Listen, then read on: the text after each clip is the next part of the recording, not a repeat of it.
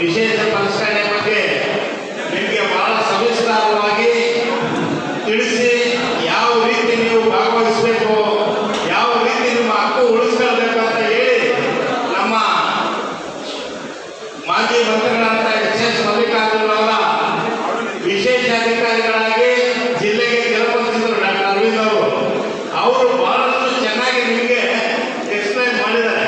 SIR ಅಂದ್ರೆ ಏನು, vote ಸೇರಿಸೋದಂಗೆ, ಆಕ್ಷೇಪಣೆಗಳೇನು, ಮನೆಗೆ ಯಾರು ಬರ್ತಾರೆ, ಏನು ಹಚ್ತಾರೆ, ಬೀಗ ಹಾಕಿದ್ರೆ ಏನು ಮಾಡ್ತಾರೆ, ಎಲ್ಲ ವಿಚಾರಗಳನ್ನ ಅವರು ಸವಿಸ್ತಾರವಾಗಿ ಅಭಿಪ್ರಾಯ ಹೇಳಿದ್ದಾರೆ.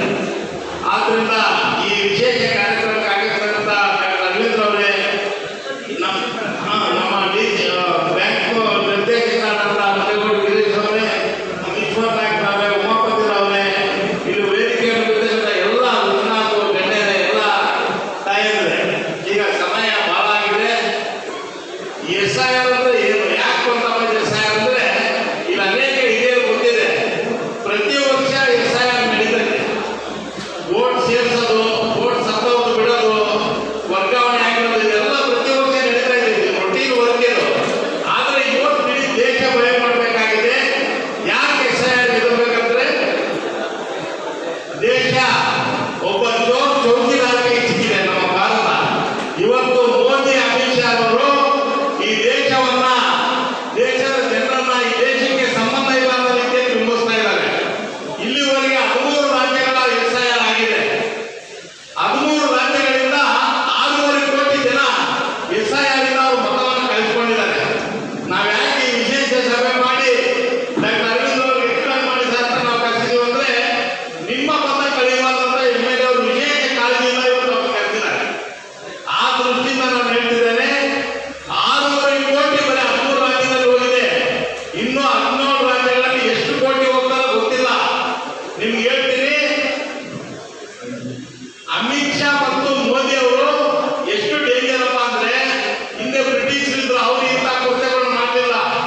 ಬ್ರಿಟಿಷರಿಗಿಂತ ಇವರು ಅಪಾಯಕಾರಿ ನಮ್ಮ ದೇಶಕ್ಕೆ ಮೋದಿ ಮತ್ತು ಅಮಿತ್ ಶಾ. ಇವತ್ತು ನಿಮ್ಗೆ ಉದಾಹರಣೆ ಕೊಡ್ತೀನಿ. 15 ವರ್ಷ ಚೀಫ್ ಮಿನಿಸ್ಟರ್ ಆಗಿದ್ರು ಯಾರು, ಮಮತಾ ಬ್ಯಾನರ್ಜಿ, ವೆಸ್ಟ್ ಬೆಂಗಾಲಲ್ಲಿ.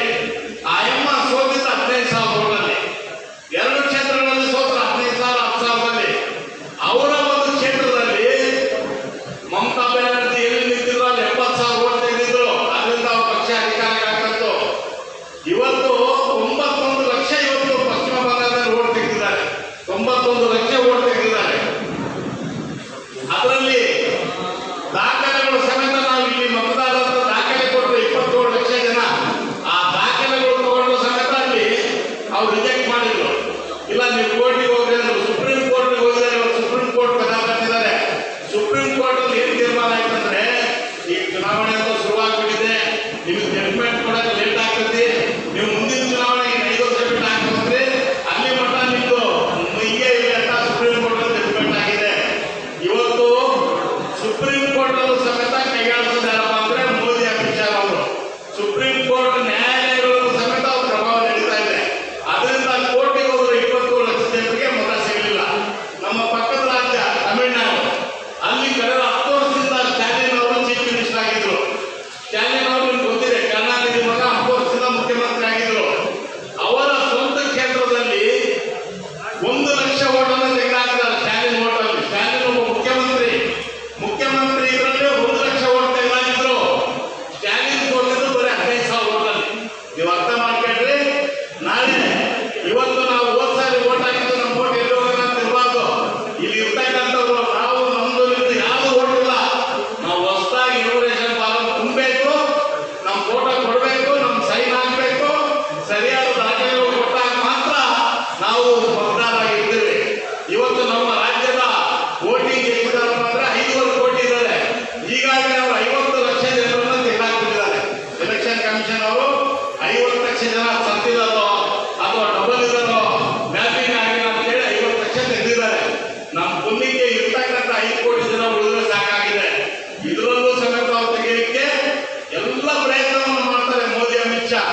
ಇವತ್ತು ಮೊನ್ನೆ ಕುಮಾರಸ್ವಾಮಿ ಅವರು, ಅಶೋಕ್ ಅವರು, ವಿಜಯೇಂದ್ರ ಅವರು ಬಾಯಿ ಪಡ್ಕೊಂತ ಇದ್ದಾರೆ. ವೋಟ್ ಅಲ್ಲಿ ಸೇರಿಸಿದ್ರು, ಅನಕ್ಷರಸ್ಥ ಜನರಿಗೆ ನಮ್ಮ ಏಜೆಂಟ್ಗಳು, ಅಧಿಕಾರಿಗಳಲ್ಲ, ನಮ್ಮ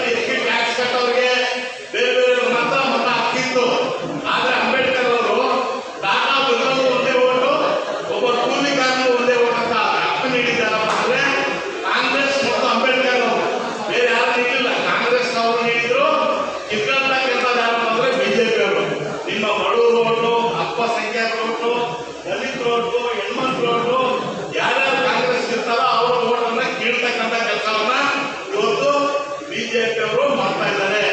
ಅದು ಬಹಳ ಇನ್ನ ಅವ್ರದ್ದು. ಅವ್ರ RSS ಯಾರು ಕಣ್ಣಿಗೂ ಕಾಣಲ್ಲ. ಯಾರೋ ಒಬ್ಬ ಬಿಜೆಪಿ ಮುಖಂಡರು ನನಗೆ ಬಂದು ಸೇರ್ಕೊಂತಾರೆ, ಅದು ಸೇರ್ಕೊಂಡು ಅಲ್ಲಿಂದಲೇ ಆಪರೇಟ್ ಮಾಡ್ತಾ ಇರ್ತಾರೆ.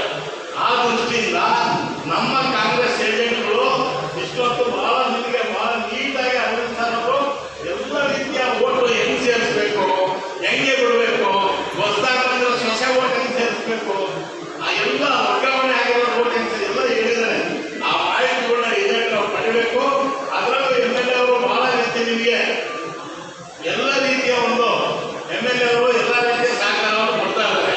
ಆ ದೃಷ್ಟಿಯಿಂದ ನಾನು ನಿಮ್ಗೆ ಹೇಳಕ್ಕೆ ಇಷ್ಟಪಡ್ತೇನೆ, ಯಾವ ಕಾರಣಕ್ಕೆ ಅಲಕ್ಷ್ಯ ಮಾಡಬಾರ್ದು. ಇವತ್ತಾಗಲೇ ತಾರೀಕು 6, ಇನ್ನು ಉಳಿದ 23 ದಿನ. ನಮಗೆ 23 ದಿನ ಆದ್ಮೇಲೆ ನೀವು ಏನ್ ಮಾಡಿದ್ರು ಓಟ್ ಸೇರೋದಿಲ್ಲ. ಜುಲೈ 29ಕ್ಕೆ ಲಾಸ್ಟ್ ಆಗುತ್ತೆ. ಜುಲೈ 29ರೊಳಗಡೆ ನಮ್ಮ ಮನೆಗೆ BLO ಬಂದಿಲ್ಲ ಅಂದ್ರೆ ನಮ್ಗೆ ಯಾರು ಬರ್ತಾನೆ ಅಂತ ತಿಳ್ಕೊಂಡು ನಾವೇ ಹುಡುಕಿ ಆದ್ರೆ ಕರ್ಕೊಂಡು ಎನ್ರೋಲ್ಮೆಂಟ್ ಫಾರಂ ತಗೊಂಡು ನಾವು ಮಾಡಬೇಕಾಗೈತಿ. ಏನಾದ್ರು ನಿಮ್ಗೆ ಮುಟ್ಟಿಲ್ಲ ಅಂದ್ರೆ ಇಲ್ಲಿ ಜಿಲ್ಲಾಧ್ಯಕ್ಷರಿದ್ದಾರೆ, ಮಂಜಪ್ಪರು ಕೇಳ್ರಿ, MLA ಕೇಳ್ರಿ, ಎನ್ರೋಲೇಷನ್ ಫಾರಂ ಪ್ರತಿಯೊಬ್ಬರಿಗೂ ಮುಟ್ಟಬೇಕು. ನಮ್ಮ ಪ್ರಕಾರ ನಮ್ಮ ದಾವಣಗೆರೆ ಜಿಲ್ಲೆಯಲ್ಲಿ 14,99,000 ಓಟ್ ಇದ್ದಾರೆ. ಅದರಲ್ಲಿ ಈಗಾಗಲೇ 13 ಲಕ್ಷದ ಮೇಲೆ ಓಟ್ ಎನ್ರೋಲೇಷನ್ ಫಾರಂ ಕೊಟ್ಟಿದ್ದಾರೆ. ಅದನ್ನು ಭರ್ತಿ ಮಾಡಿಕೊಡ್ಬೇಕು. ನಾವು ಡಿಜಿಟಲ್ ಆಗಿದೆ ಅಂದ್ರೆ ಇನ್ನೂ 1.5 ಲಕ್ಷ ಆಗಿದೆ. ಇನ್ನು 12.5 ಲಕ್ಷ ಡಿಜಿಟಲ್ ಆಗಬೇಕಾಗಿದೆ. ನಮ್ಮ ಕೆಲಸ ಬಹಳ ದೊಡ್ಡದಿದೆ. ನಮ್ಮ ಮುಂದೆ ಸವಾಲಿದೆ. ನಾವು ಆ ದೃಷ್ಟಿಯಿಂದ ಯಾರು ಮೈ ಮರೆಯಬಾರದು. ಮೈ ಮರೆತರೆ ಮುಖ್ಯಮಂತ್ರಿಗಳೇ ಸೋತಿದ್ದಾರೆ. ಇವತ್ತು ಸಿದ್ದರಾಮಯ್ಯ ಓಟಿಗೆ ಸೇರ್ಬೇಕಪ್ಪ ಅಂದ್ರೆ ಅವ್ರ ಸಮೇತ ಭರ್ತಿ ಮಾಡಿಕೊಡ್ಬೇಕು. ಸಿದ್ದರಾಮಯ್ಯ ಜೊತೆಗೆ DK ಶಿವಕುಮಾರ್ ಓಟ್ ಸೇರ್ಬೇಕಂದ್ರೆ ಅವರು ಭರ್ತಿ ಮಾಡಿಕೊಡ್ಬೇಕು. MLA ಓಟ್ ಸೇರ್ಬೇಕಂದ್ರೆ ಅವರು ಭರ್ತಿ ಮಾಡಿಕೊಡ್ಬೇಕು. ಈ ಪರಿಸ್ಥಿತಿಯಲ್ಲಿ ನಾವಿದ್ದೀವಿ. ಬಹಳ ಜಾಗೃತರಾಗಿ ಮತವನ್ನು ಸೇರಿಸಬೇಕು. ನಮ್ಮ ಮತ ಕಾಪಾಡಬೇಕು. ಕಾಪಾಡೋದ್ರ ಮುಖಾಂತರ ಮುಂದೆ ಮತ್ತೆ 28ಕ್ಕೆ ಕಾಂಗ್ರೆಸ್ ಸರ್ಕಾರ ಮತ್ತೆ ನಮ್ಮದೇ ಸರ್ಕಾರ ಬರಬೇಕು. ಮತ್ತೆ ನಮ್ಮದೇ ಶಾಸಕರ ಆಯ್ಕೆ ಆಗಬೇಕು ಅಂದ್ರೆ ನಾವು ಪ್ರತಿಯೊಬ್ಬರು ಕಣ್ಣಿಗೆ ಎಣ್ಣೆ ಹಚ್ಕೊಂಡು ನಾವು ಇವತ್ತು ಶಾಸಕರು ನಂಜಪ್ಪ ಅವರು ಏನು ಮಾರ್ಗದರ್ಶನದಲ್ಲಿ ನಾವೆಲ್ಲರೂ ಮತ್ತೆ ಓಟ್ ಸೇರಿಸೋದ್ರ ಬಗ್ಗೆ ಏನಾದರೂ ನೋಡಿದೆ ಆದ್ರೆ ಇಮಿಡಿಯೇಟ್ ಆಗಿ ನೀವು ಹೇಳಬೇಕು. ಮಂಜಪ್ಪ ಹೇಳಬೇಕು, ಏನೋ ಮನೆ ಬಂದಿಲ್ಲ ಅಥವಾ ಓಟ್ ಬಿಟ್ಟು ಹೋಗಿದೆ, ನಾನೇನೋ ತುಂಬಿಲ್ಲ ಅಂದ್ರೆ ಇಮಿಡಿಯೇಟ್ ಅವ್ರು ಮುಂದಕ್ಕೆ ತರಬೇಕು. ತಂದು ಇವತ್ತು ನಮ್ಮ ಓಟ್ಗಳನ್ನ ಕಾಪಾಡ್ತಕ್ಕಂಥ ಕೆಲಸ ಮಾಡಬೇಕು ಅಂತ ಹೇಳಿ ನಾನು ಸಮೇತ ಈ ಒಂದು SIRಗೆ ದಾವಣಗೆರೆ ಜಿಲ್ಲೆ ಮತ್ತು ಪಾರ್ಲಿಮೆಂಟ್ಗೆ ಅಪ್ಗ್ರೇಡ್ ಸೇರ್ಕೊಂಡು ವೀಕ್ಷಕರಾಗಿ KPCCಯಿಂದ ನನಗೆ ವೀಕ್ಷಕರಾಗಿ ಹಾಕಿದರೆ ನಾನು ಸುಮಾರು ಚನ್ನಗಿರಿ, ಬೆಂಗಳೂರು, ಹರಿಹರ, ದಾವಣಗೆರೆ ಎಲ್ಲ ಕಡೆ ಪ್ರಯಾಣ ಮಾಡಿ ಮಾಹಿತಿಯನ್ನು ಕೊಡ್ತಾ ಇದ್ದೀವಿ. ನಾನು ಅನೇಕ ಜೂಮ್ ಮೀಟಿಂಗ್ಗಳನ್ನ ಒಂದು ದಿನ ರೆಸ್ಟ್ ಬಿಡ್ತಾ ಇಲ್ಲ. KPCC ಅವರು ನಿನ್ನೆ 2 ಮೀಟಿಂಗ್ ಅಟೆಂಡ್ ಮಾಡಿದ್ವಿ. ಮೊನ್ನೆ ಅಲ್ಲಿ ಬೆಂಗಳೂರಿಗೆ ಕರೆದಿದ್ರು, ಮತ್ತೆ ನಾಳೆ ಕರೆದಿದ್ದಾರೆ. ಈ ರೀತಿ KPCC ಅವರು ಸಮೇತ ಮುಖ್ಯಮಂತ್ರಿ DK ಶಿವಕುಮಾರ್ ಅವರು, BK ಹರಿಪ್ರಸಾದ್ ಅವರು ಹೊಸ ಅಧ್ಯಕ್ಷರು ಬಂದರೆ ಬಹಳ ಕಾಳಜಿ ವಹಿಸಿ ಮಾಡ್ತಾ ಇದ್ದಾರೆ. ನಿಮ್ಮಲ್ಲಿ ಕೈ ಮುಗಿಸ್ಕೊಳ್ತಿದ್ವಿ, ನಮ್ಮ ಮಾಧ್ಯಮದ ಸ್ನೇಹಿತರಿಗೆ ಕೈ ಮುಗಿಸ್ಕೊಳ್ತೀವಿ. ನಮ್ಮ ಜನಸಾಮಾನ್ಯರಿಗೆ SIR ಎಷ್ಟು ಪ್ರಾಮುಖ್ಯತೆ ಇದೆ ಅನ್ನೋದನ್ನ ಬರೀಬೇಕು. ಪ್ರತಿಯೊಬ್ಬ ಏಜೆಂಟವರು ನಮ್ಮ ಕಾರ್ಯಕರ್ತರ ಮನೆಗೆ, ಅದರಲ್ಲೂ ವಿಶೇಷವಾಗಿ ಬಡವರು, ದಲಿತರು, ಅಲ್ಪಸಂಖ್ಯಾತ ಮನೆಗಳಿಗೆ ಹೋಗಿ ಅನಕ್ಷರರಿಗೆ ನೀವೇ ವಿದ್ಯಾವಂತರು ತುಂಬಿ ಅವರ ಮತ ಉಳಿಸಿದ್ರೆ ದೇಶ ಉಳಿಸ್ದಂಗಾಗುತ್ತೆ. ಇಲ್ಲಾಂದ್ರೆ ಈ ದೇಶವನ್ನ ರಾಮ ಮಂದಿರ ರೂಢಿ ಮಾಡ್ದಂಗೆ ಇನ್ನೇನಾದ್ರೂ ಅವ್ರ ಅಧಿಕಾರಕ್ಕೆ ಬಂದ್ರೆ 29ಕ್ಕೆ ಈ ದೇಶದಲ್ಲಿ ಎಂದೂ ಮುಂದೆ ಚುನಾವಣೆ ನಡೆಯೋದಿಲ್ಲ. ಮೋದಿ, ಅಮಿತ್ ಶಾ ಏನಾದ್ರು 29 ಪಾರ್ಲಿಮೆಂಟ್ ಅಂತ ಗೆದ್ಬಿಟ್ರೆ ಅದೇ ಕೊನೆ ಚುನಾವಣೆ ಆಗುತ್ತೆ. ನಾವು ಅವ್ರನ್ನ ಸೋಲಿಸೋದ್ರ ಮುಖಾಂತರ, ಈ SIRನ ಸರಿಯಾಗಿ ಮಾಡೋದ್ರ ಮುಖಾಂತರ ಮೋದಿ, ಅಮಿತ್ ಶಾ ಮನೆ ಕಳಿಸದೆ ಹೋದ್ರೆ ದೇಶಕ್ಕೆ ಶಾಪ ವಿಮೋಚನೆ ಆಗೋದಿಲ್ಲ. ಅವರಿಂದನೇ ಹಾಳಾಗ್ತಾ ಇರೋದು ದೇಶ. ಅದನ್ನ ಮನಗಂಡು ನಾವು ಕಾಂಗ್ರೆಸ್ ಪಕ್ಷವನ್ನ ಗೆಲ್ಲಿಸೋಣ, ಕಾಂಗ್ರೆಸ್ ಪಕ್ಷಕ್ಕೆ ಮತ ಸೇರಿಸೋಣ ಅಂತ ಮಾತುಗಳನ್ನು ಹೇಳಿ ನಮ್ಮ ಶಾಸಕರು ಸಮೇತ ನಿನ್ನೆ ಮೊನ್ನೆ ಜೂಮ್ ಮೀಟಿಂಗ್ ನಡೆದಿದ್ರು. ನಿಮ್ಮ ಹೊನ್ನಾಳಿ ಕ್ಷೇತ್ರವನ್ನ ನಿನ್ನೆ ಮಂಜಪ್ಪರು ಇದ್ರು. ಈ ರೀತಿ ಹೊನ್ನಾಳಿ ಕ್ಷೇತ್ರವನ್ನ ಬಹಳ ಯಶಸ್ವಿಯಾಗಿ ಮುನ್ನಡೆಸ್ಕೊಂಡು ಹೋಗ್ತಾ ಇದ್ದಾರೆ. ಅವ್ರ ಕೈ ಬಲಪಡಿಸ್ಬೇಕಪ್ಪ ಅಂದ್ರೆ ಪ್ರತಿಯೊಬ್ಬ ಮತದಾರರ ಹಕ್ಕನ್ನು ನೀವು ಉಳಿಸಲೇಬೇಕು. ಅದಕ್ಕಾಗಿ ಶ್ರಮ ವಹಿಸಬೇಕಂತ ನಾನು ಹೇಳಿ ವಿಶೇಷವಾಗಿ ಉಪನ್ಯಾಸ ನೀಡಿದಂತ ಡಾಕ್ಟರ್ ಅರವಿಂದ್ ಅವರಿಗೆ ಮತ್ತೊಮ್ಮೆ ಧನ್ಯವಾದ ಹೇಳಿ ಇಲ್ಲಿ ಬಂದಿರತಕ್ಕಂಥ ಎಲ್ಲ ಗಣ್ಯರಿಗೆ ನನ್ನ ಕೃತಜ್ಞತೆಗಳನ್ನು ಹೇಳಿ ಅದು ಮಾತು ಮುಕ್ತಾಯ ಮಾಡ್ತೇನೆ.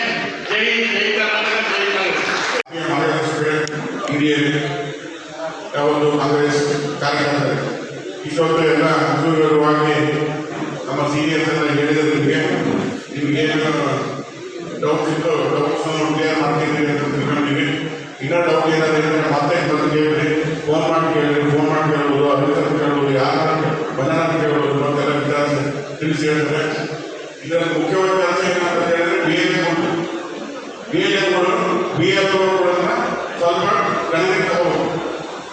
ಅವ್ರನ್ನ ಅತಿ ಸೂಕ್ಷ್ಮವಾಗಿ ವಿವರಿಸಿ ಪ್ರತಿಯೊಬ್ಬ ಮನೆಗೂ ಕರ್ಕೊಂಡು ಹೋಗಿ ಫಾರಂ ಫಿಲ್ ಮಾಡಿದ್ರೆ ಇಲ್ಲೋ ಫಾರಂ ಫಿಲ್ ಮಾಡಿದಾಗ ಅವ್ರು ಏನಂತಂದ್ರೆ ಒಂದು ದಿವಸಕ್ಕೆ 30 ಮನೆ ಮಾಡಿದ್ರೆ ನಿಮ್ದು 15 ದಿವಸಕ್ಕೆ ನಿಮ್ಮ ಬೂತ್ಗಳು ಮುಗಿದು ಹೋಗ್ತವೆ.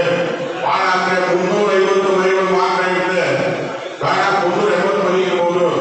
ನೀವು ಒಂದು ದಿವಸಕ್ಕೆ 30 ಮನೆ ಮಾಡ್ತೀರಿ, ಬೇರೆ ಗುಡಿ ಹೇಳಿದ್ರೆ ದಯವಿಟ್ಟು 30 ಮನೆ ಮಾಡಿ ಅದಕ್ಕೆ ಹೆಚ್ಚು ಹೊರಗಡೆ ಕೊಡಕ್ಕೆ ಹೋಗ್ಬೋದು.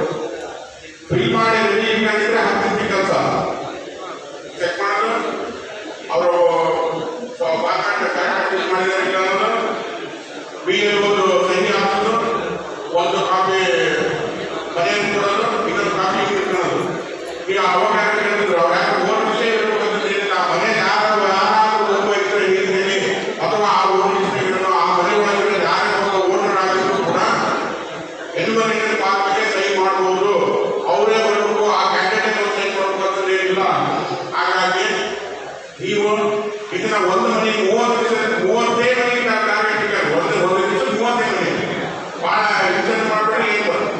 ನಿಮ್ಮ ಬೂತ್ 15 ದಿವಸ ನೀವು ಮುಗಿದೋಗುತ್ತೆ, 13 ದಿವಸ ಮುಗಿದೋಗುತ್ತೆ. ಆದ್ರೆ ಅದ್ರ ಮೇಲೆ ಏನಂದ್ರೆ ಯಾರು ಸಿಕ್ಕಿಲ್ಲ, ಈಗ ತೋರಿಸಿ ಹೇಳಿಲ್ಲ ಮತ್ತೆ ಪ್ರಯತ್ನ ಮಾಡಿದ್ರು ಸಿಕ್ಕಿಲ್ಲ, 2 ಸತಿ ಹೋಗಿದ್ವಿ 3 ಸತಿ ಹೋಗಿದ್ವಿ ಅಂತ ಆಯಾ ಮನೆಯ ಮಾರ್ಕ್ ಮಾಡ್ಕೊಂಡು ನೀವು ಸಹಿತ ಹುಡುಗ ಕರ್ಕೊಂಡು ಆ ಮನೆಗೆ ಹೋಗಿ ನಾನೆಲ್ಲ ಹೋಗಿ ಸಿಕ್ಕಿಲ್ಲ ಇವತ್ತು ಮನೆ ಅಂತ ಹೇಳ್ಬೇಕು. ಹೇಳೋದು ಯಾಕೆ ಹೇಳಿದ್ರೆ ನಡ್ಕೊಳ್ತದೆ, ನನ್ನ ಮನೆ ಪಕ್ಕದಾಗ ಅವರು ನನ್ನ ಊಟ ನಾವು ಇವತ್ತು ಊರಾಗಿದ್ದವರು. ಹಾಗಾಗಿ ನೀವು ಅತಿ ಹೆಚ್ಚಿನ ಕಾಳಜಿ ತಗೊಂಡು ಇದನ್ನ ಬೇರೆ ಜವಾಬ್ದಾರಿ ಮಾಡಬೇಕು.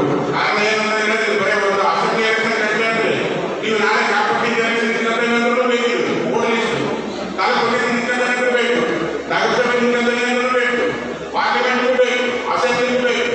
ಈಗ ಸದ್ಯ ಬರೋದು ಅಸೆಂಬ್ಲಿ ಎಲೆಕ್ಷನ್ ಅಲ್ಲ, ನಿಮ್ಮ ಗ್ರಾಮ ಪಂಚಾಯತ್ ಎಲೆಕ್ಷನ್ ನಗರಸಭೆ ಎಲೆಕ್ಷನ್ ಕೂಡ ಸದ್ಯದಲ್ಲಿ ಬರೋದು.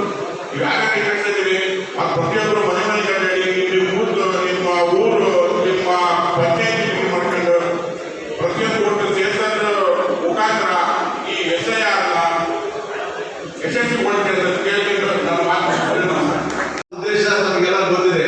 ಇವತ್ತು ಏನು ಈ ದೇಶದಲ್ಲಿ ಬಿಜೆಪಿಯವರು ಕೆಲವು ರಾಜ್ಯಗಳಲ್ಲಿ ಈಗಾಗಲೇ ಚುನಾವಣೆ ನಡೆದಂತ ರಾಜ್ಯಗಳಲ್ಲಿ ಈ SIR ಬಹಳ ಕಡೆ ಮಾಡಿದ್ದಾರೆ. ಉದಾಹರಣೆಗೆ ಪಶ್ಚಿಮ ಬಂಗಾಳದಲ್ಲಿ ಮಾಡಿದ್ದಾರೆ, ತಮಿಳುನಾಡಲ್ಲಿ ಕೆಲವು ಬಹಳ ಕಡೆಗೆ ಮಾಡಿ ಇವತ್ತು ಏನು ನಮ್ಮ ಕಾಂಗ್ರೆಸ್ ಪಕ್ಷಕ್ಕೆ ಬರ್ತಕ್ಕಂಥ ಓಟುಗಳನ್ನ ಏನು ತೆಗಿತಕ್ಕಂಥ ಡಿಲೀಟ್ ಮಾಡ್ತಕ್ಕಂಥ ಹಲವಾರು ಕಾರಣಗಳನ್ನ ನೀಡಿ ನಮ್ಮ ಮತದಾರರನ್ನ ಆದಷ್ಟು ಒಂದು ಕ್ಷೇತ್ರದಲ್ಲಿ ಸುಮಾರು 15-20,000 ಮತಗಳನ್ನ ಏನು ಅವ್ರನ್ನ ಡಿಲೀಟ್ ಮಾಡಿ ಇವತ್ತು ಕಾಂಗ್ರೆಸ್ ಪಕ್ಷಕ್ಕೆ ಬರ್ತಕ್ಕಂಥ ಮತಗಳನ್ನ ತೆಗಿಬೇಕು ಅನ್ನೋ ಉದ್ದೇಶದಿಂದ ಇವತ್ತು ಸಾಕಷ್ಟು ಪ್ರಯತ್ನವನ್ನ ಇವತ್ತು ಬಿಜೆಪಿಯವರು ಈ ದೇಶಾದ್ಯಂತ ಮಾಡ್ತಕ್ಕಂಥದ್ದು.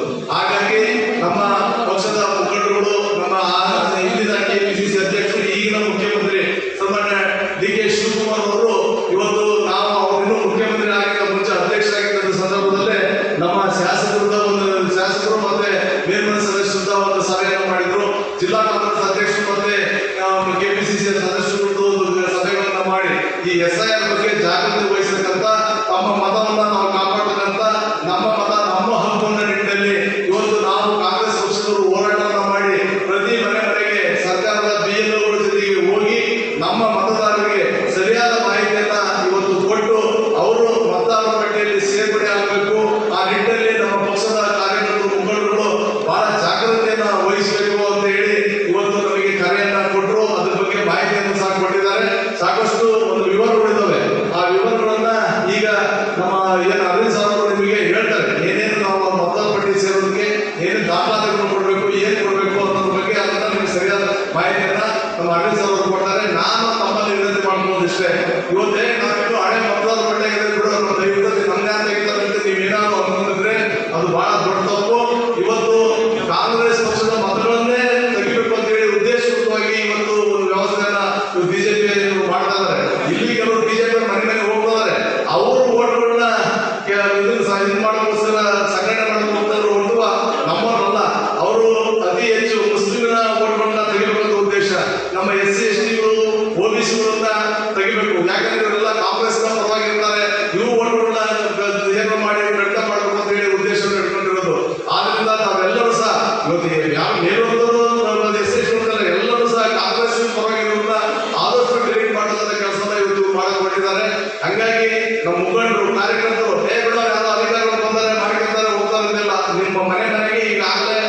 ಫಾರ್ಮ್ ಅನ್ನ ಕೊಟ್ಟಿದ್ದಾರೆ, ಕೊಡ್ತಾ ಇದ್ದಾರೆ.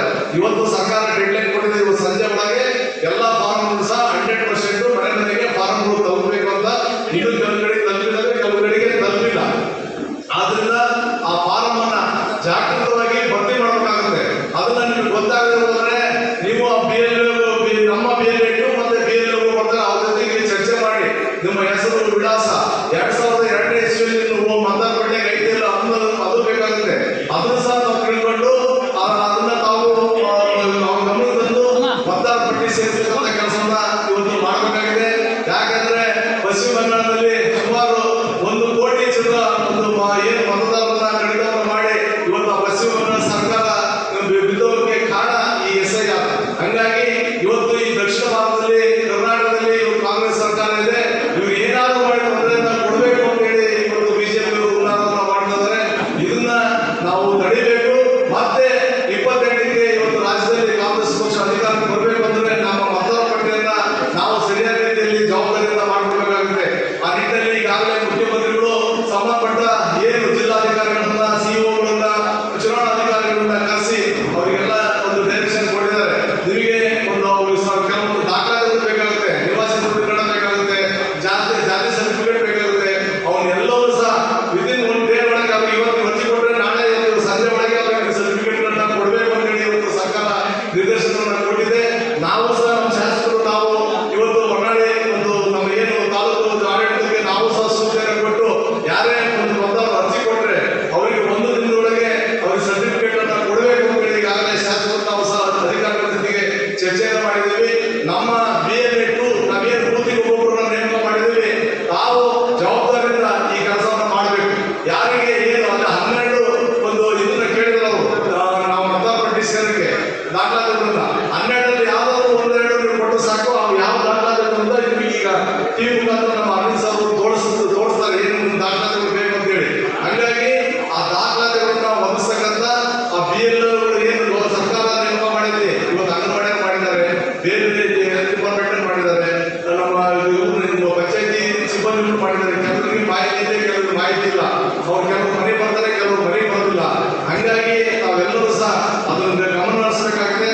ಅವರೆಲ್ಲರೂ ಸಹ ಮನೆ ಮನೆಗೆ ಕರ್ಕೊಂಡು ಹೋಗಿ ಅವ್ರ ಮತದಾರ ಪಟ್ಟಿಗೆ ಸೇರ್ಸಕ್ಕೆ ಅವೇನು ಫಾರ್ಮೇಟ್ ಕೊಡ್ತಾರಲ್ಲ ಆ ಫಾರ್ಮೇಟ್ ಅನ್ನ ಭರ್ತಿ ಮಾಡೋದಕ್ಕೆ ತಾವೆಲ್ಲರೂ ಸಹ ಮುಖಂಡರುಗಳು ನಮ್ಮ ಬೇರೆ BLEDಗಳು ಅಂತಲ್ಲ, ನಾವಿವತ್ತು BLED ಜೊತೆಗೆ ಶಾಸಕರು ನಮ್ಮ ಪಕ್ಷದ ಕಾರ್ಯಕರ್ತರು ಮುಖಂಡರುಗಳು ಬರಬೇಕು ಅಂತ ಹೇಳಿದ್ರೆ ನಾವೆಲ್ಲ ಮುಖಂಡರು ಸಹ ಈ ಕಾರ್ಯಕ್ರಮದಲ್ಲಿ ಬಹಳಷ್ಟು ಜನ ಬಂದಿದ್ದೀವಿ. ನಾವು ನಿನ್ನೆ ಮಧ್ಯಾಹ್ನ ಬೆಳಗ್ಗೆ ಫೋನ್ ಮಾಡಿ ಅದಕ್ಕೆ ಇಷ್ಟು ಜನ ಬಂದಿದ್ವಿ. ನಿಜವಾಗ್ಲೂ ಸಹ ಪಕ್ಷ ನಮ್ಮ ತಾಲೂಕಿನಲ್ಲಿ ಬಲಿಷ್ಠವಾಗಿದೆ. ಇವತ್ತು ನಾವು ಕಾಂಗ್ರೆಸ್ ಪಕ್ಷ ಅದಕ್ಕೆ ಇವತ್ತು ಬಂದಿರೋದಕ್ಕೆ ಸಾಕ್ಷಿಯನ್ನು ಮಾತ್ರ ಈ ಸಂದರ್ಭದಲ್ಲಿ ಹೇಳಕ್ಕೆ ಇಷ್ಟಪಡ್ತೀನಿ. ಇವತ್ತು ಕಾಂಗ್ರೆಸ್ ಪಕ್ಷ ಈ ತಾಲೂಕಿನಲ್ಲಿ ಏನು ಬಹಳ ಹೋರಾಟವನ್ನ ಮಾಡಿದೆ, ರಾಜ್ಯದಲ್ಲೂ ಸಹ ಹೋರಾಟ ಮಾಡಿದೆ. ನಮ್ಮ ಏನು ಮಾಜಿ ಮುಖ್ಯಮಂತ್ರಿಗಳು ಸಿದ್ದರಾಮಯ್ಯ ಅವರು, DK ಶಿವಕುಮಾರ್ ಅವರು ಮತ್ತೆ ನಾವು 22 ದಲಿತರಿಗೆ ಒಂದೇ ಬರಬೇಕು ಅಂತ ಹೇಳಿ ಗಡ್ಡ ಕೃಷ್ಣ ಎಲ್ಲ ಕಡೆ ಹೇಳ್ತಾ ಇದ್ದಾರೆ. ಅದಕ್ಕೆ ನಾವೆಲ್ಲರೂ ಸಹ ಈ ಮತದಾರ ಪಟ್ಟಿಯನ್ನ ಜಾಗೃತಿಯಿಂದ ಮಾಡ್ತಕ್ಕಂಥ ಕೆಲಸವನ್ನ ಮುಖಂಡರು ಕಾರ್ಯಕರ್ತರು ಮಾಡಬೇಕು ಅಂತ ಹೇಳಿ ನಮ್ಮಲ್ಲಿ ವಿನಂತಿಯನ್ನು ಮಾಡಿ, ಇದಕ್ಕೆ ಬೇರೆ 1 ತಿಂಗಳು ಕಾಲಾವಕಾಶ ಇದೆ. ಮತ್ತೆ ಅವಕಾಶ ಕೊಡ್ತಾರೋ ಬಿಡ್ತಾರೋ ಗೊತ್ತಿಲ್ಲ.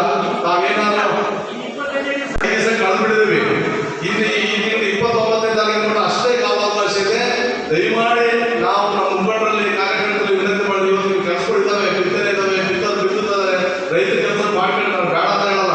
ಆದರೆ BLEDಗಳು ನಮ್ಮಲ್ಲಿ ಏನಿದೆ ಇದೊಂದು 25 ದಿವಸ ನಾವು ಪಕ್ಷದ ಕೆಲಸವನ್ನ ಒಂದು ಜಾಗೃತಿಯಿಂದ ಮಾಡಬೇಕಾಗಿದೆ. ಯಾಕಂದ್ರೆ ಇದು ಅಳಿವುಳಿನ ಪ್ರಶ್ನೆ. ಇವತ್ತು ನಮ್ಮ ಉದ್ದೇಶಪೂರ್ವಕವಾಗಿ ನಮ್ಮ ಕಾಂಗ್ರೆಸ್ ಕೊಡ್ತಕ್ಕಂಥ ಮತಗಳನ್ನೇ ಕದಿಬೇಕು ಅಂತ ಹೇಳಿ ಇವತ್ತು ಹೊರಟಿರ್ತಕ್ಕಂಥದ್ದು. ಇದು ಈ ಒಂದು ವ್ಯವಸ್ಥೆ ಬಂದಿದ್ದು ರಾಹುಲ್ ಗಾಂಧಿ ಅವರು ಏನು ಮತಗಳನ್ನ ಮಾಡ್ತಾರೆ ಅಂತ ಹೇಳಿ ಹೋರಾಟವನ್ನ ಈ ದೇಶದಲ್ಲಿ ಮಾಡಿದ್ರು. ಅದಕ್ಕೆ ಇವತ್ತು ಅವರು BJP ಪಕ್ಷದಲ್ಲಿ ಇರ್ತಾರೆ, ನಮ್ಮ ಪಕ್ಷದಲ್ಲಿ ಇರ್ತಾರೆ BLEDಗಳು. ನಾವು ಎಲ್ಲರೂ ಸೇವೆ ಮಾಡಬೇಕು. ಹಂಗಾಗಿ ಇದನ್ನ ನೀವು ಜಾಗೃತಿಯನ್ನು ವಹಿಸಿ ನಮ್ಮ ಮತದಾರ ಪಟ್ಟಿಗೆ ಸೇರ್ಪಡೆಯೋದಕ್ಕೆ ತಾವೆಲ್ಲರೂ ಸಹ ವ್ಯವಸ್ಥಿತವಾಗಿ ಕೆಲಸವನ್ನ 25 ದಿವಸ ಪಕ್ಷದ ಕೆಲಸವನ್ನ ಮಾಡಿಕೊಡ್ಬೇಕು ಅಂತ ಹೇಳಿ ನಾನು ತಮ್ಮಲ್ಲಿ ಕಳಕಳಿಯ ವಿನಂತಿಯನ್ನು ಮಾಡಿ, ಇವತ್ತು ಏನು ಅದ್ರ ಬಗ್ಗೆ ಮಾಹಿತಿ, ಹೆಚ್ಚಿನ ಮಾಹಿತಿಗಳು ಯಾವ ತರ ಮಾಡಬೇಕು, ನೀವು ಏನೇನು ದಾಖಲಾತಿ ಕೊಡಬೇಕು ಅಂತ ಹೇಳಿ ನಮ್ಮ ಅರವಿಂದ್ ಸರ್ ಅವರು ನಿಮಗೆ ಸಂಕ್ಷಿಪ್ತವಾದ ಮಾಹಿತಿಯನ್ನ ಇವತ್ತು ಒಂದು ಬೆಟ್ಟವಿದೆ ತೋರಿಸೋ ಮುಖಾಂತರ ನಿಮಗೆ ಅದ್ರ ಬಗ್ಗೆ ಮಾಹಿತಿಯನ್ನು ಕೊಡ್ತಾರೆ. ದಯವಿಟ್ಟು ತಾವೆಲ್ಲರೂ ಸಹ ಜವಾಬ್ದಾರಿಯಿಂದ ಕೆಲಸವನ್ನ ಮಾಡಬೇಕು. ಯಾಕಂದ್ರೆ ಬರೀ 25 ದಿವಸ ಇದೆ. ಆ ನಂತರ ನಿಮ್ಮ ಫಾರ್ಮ್ ಕೊಟ್ಟರು ತಗೊಳ್ಳಲ್ಲ, ಬೇಕಾದ ಒಂದು